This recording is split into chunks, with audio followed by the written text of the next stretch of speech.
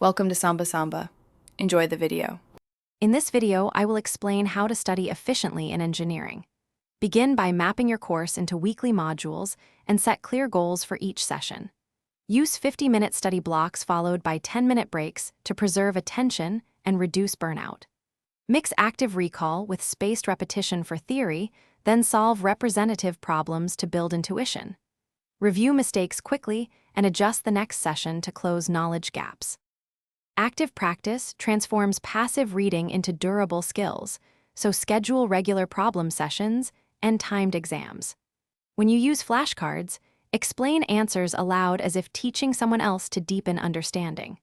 Form small study groups that focus on solving diverse problems and critiquing solutions, rather than simply rereading notes. Keep a mistake log to review common errors, and convert weaknesses into deliberate practice targets for consistent improvement.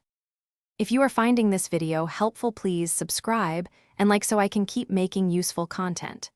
Quick recommendation.